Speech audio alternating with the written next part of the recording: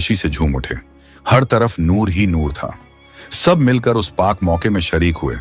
लेकिन वही अजाजील जो बाद में इब्लीस बना, अल्लाह के इस फैसले से बिल्कुल खुश नहीं था।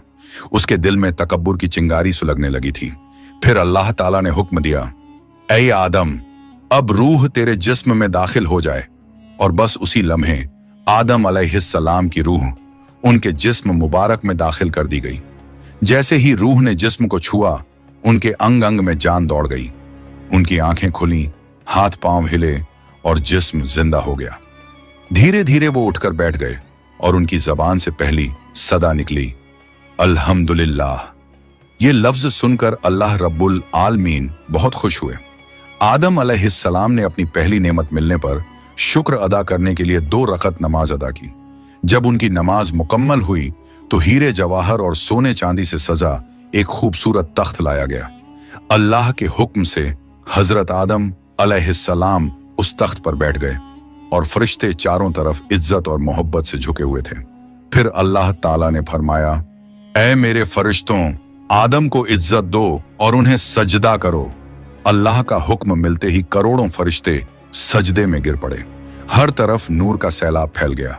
जब फरिश्तों ने सजदे से सिर उठाया तो देखा सिर्फ अजाजील खड़ा रह गया। बाकी सब आदम अलैहिस्सलाम को सजदा कर चुके थे, मगर अजाजील के चेहरे पर नफरत और घमंड साफ झलक रहा था। तब अल्लाह ताला ने अजाजील की तरफ रुक करके फरमाया, ऐ अजाजील, तूने मेरा हुक्म क्यों नहीं माना? अजाजील ने घमंड भरे लहजे में कहा, आपने आदम को मिट्टी से पैदा किया और मुझे आग से बनाया। आग की फितरत तो ऊपर उठने की है और मिट्टी की फितरत नीचे गिरने की। तो अगर किसी को सजदा करना चाहिए तो आदम को मुझे करना चाहिए। अजाजील की ये बात सुनकर अल्लाह रब्बुल आलमीन का गजब भड़क उठा। अल्लाह ने फरमाया, ऐ नाफरमान, तू यहां से निकल जा। तूने मेरा हुक्म नहीं माना। आज से तू हमेशा के लिए लानत और सजा का हकदार बन गया। बस उसी वक्त जो कभी फरिश्तों का सरदार था, वो लानत के साथ इब्लीस और शैतान बन गया।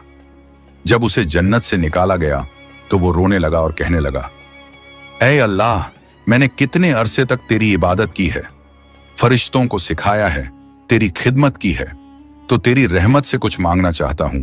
मेरी इल्तिजा कबूल कर ले। अल्लाह ताला ने फरमाया, क्या चाहता है तू? शैतान बोला, ऐ मालिक, मुझे कयामत तक की जिंदगी अता कर दीजिए।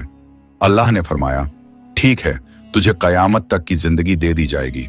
फिर शैतान ने कहा, ऐ मालिक, आज जिस बनी आदम की वजह से मैं जन्नत से निकाला गया, उनके जिस्म, उनकी रगों में मैं दाखिल हो सकूं, ये ताकत मुझे